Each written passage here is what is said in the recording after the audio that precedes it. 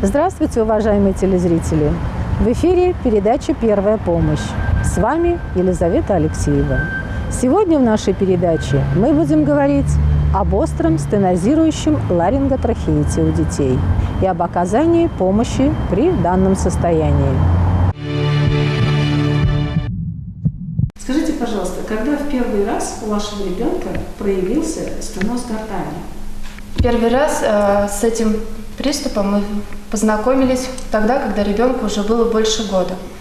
До года с таким заболеванием мы не встречались, а в год в первый раз мы увидели, что такое стеноз гортани. Какие симптомы проявились при этом? Все начиналось как обычное ОРВИ. Накануне у ребенка поднялась температура, появился кашель, а сам приступ стеноза, он произошел ночью, после полуночи. То есть ребенок спал как обычно, и вдруг мы проснулись от того, что ребенок начал задыхаться. А на этом фоне была ли охриплость голоса, повышение температуры тела? Осиплость голоса сразу проявилась. Ребенок вообще не мог произносить слова. То есть единственное, что он мог делать, это плакать. Плакать, притом тяжело дышал, голос у него был осипший, и все это было на фоне температуры. Температура тоже присутствовала. А повторялись ли такие приступы в дальнейшем? Примерно с года до 3 такие приступы у нас были довольно часто. То есть каждое заболевание ОРВИ у нас сопровождалось стенозом гортани. А какой возраст сейчас у вашего ребенка? Сейчас ему практически 4 года. А какова была ваша реакция при первом случае стеноза гортани? Первый раз мы, конечно, очень сильно испугались, потому что на тот момент ребенок еще не мог говорить, он не мог объяснить нам, что с ним происходит. Сами мы увидели такой приступ впервые. Конечно, первое это был испуг.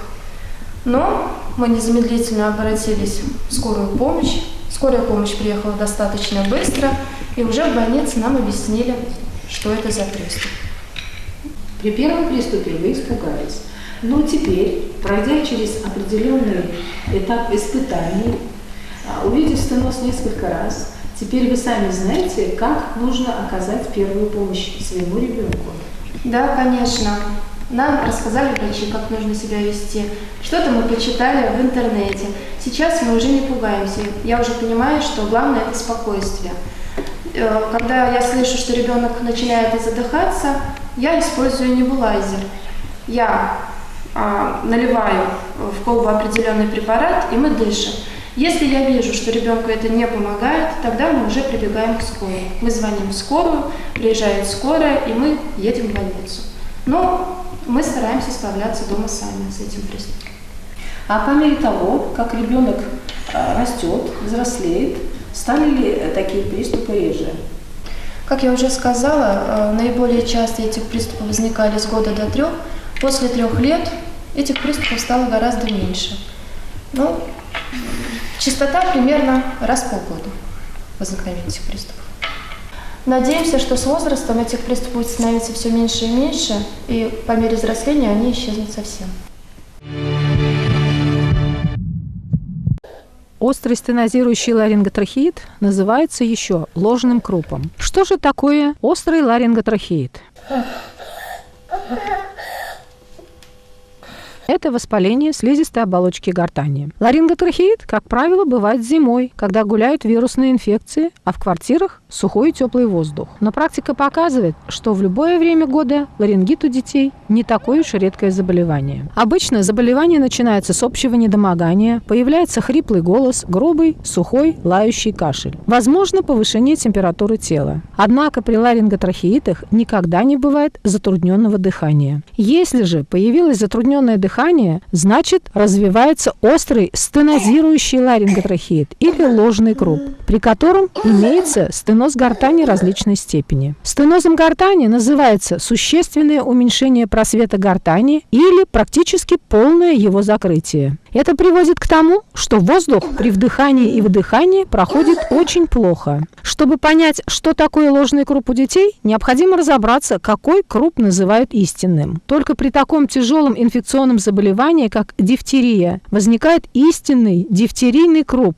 у детей, когда в горле образуются плотные пленки, и они перекрывают дыхание. Это опасное заболевание, требующее немедленной медицинской помощи. К счастью, истинные крупы сейчас не встречаются из-за массовой вакцинации от дифтерии. Поэтому круп, который случается как осложнение при остром ларинготрахеите, называют ложным. Ложный круп редко диагностируется у грудничков до 4-месячного возраста. Ложный круп – это угрожающее жизни состояние. Начало заболевания часто внезапное, преимущественно ночью. Ребенок просыпается от приступа грубого лающего кашля, шумного затрудненного дыхания, с раздуванием крыльев носа, втяжением надключичных ямок, эпигастральной области и межреберных промежутков. Бывают случаи, когда днем врачи диагностируют у малыша ларинготрахеит, а ночью ребенка может увести скорая с приступом ложного крупа. Симптомы ложного крупа или стенозирующего ларинготрахеита могут быстро прогрессировать во времени, от нескольких минут до 1-2 суток, от стадии компенсации до состояния удушья. Врачи выделяют 4 степени заболевания. Стеноз гортани первой степени у детей также называется компенсированным. Он проявляется симптомами нарушения дыхания только при физической нагрузке или возбуждении. Признаков нехватки кислорода органам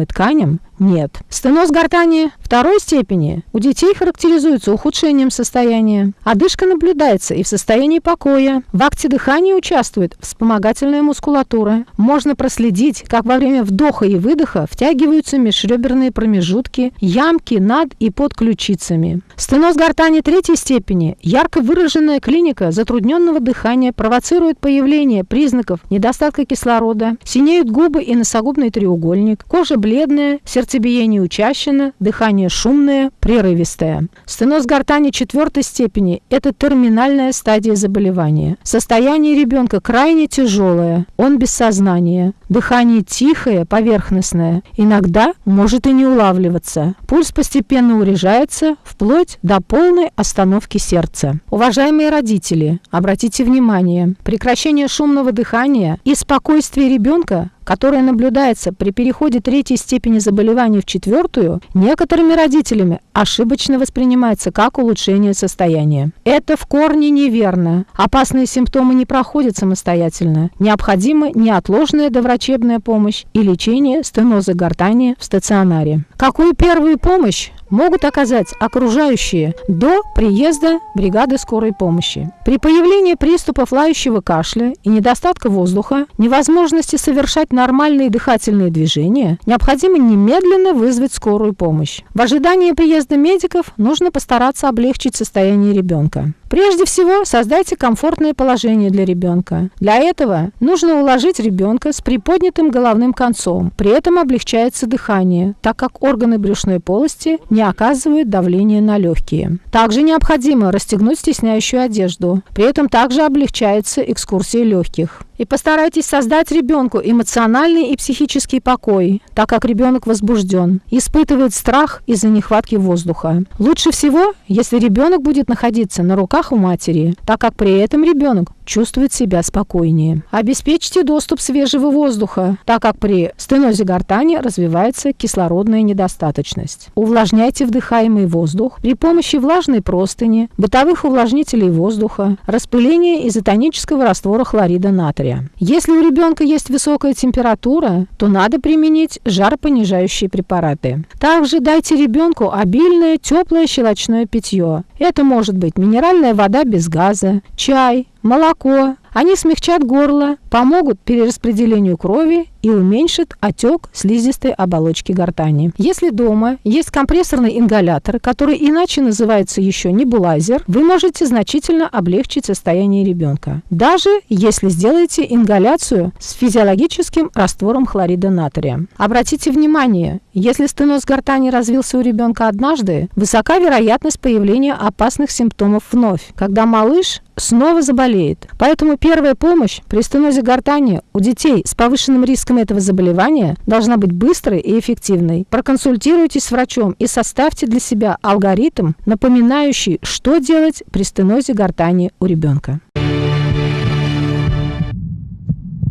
Наша передача подошла к концу. До свидания. Берегите себя и своих близких. Будьте внимательны к детям.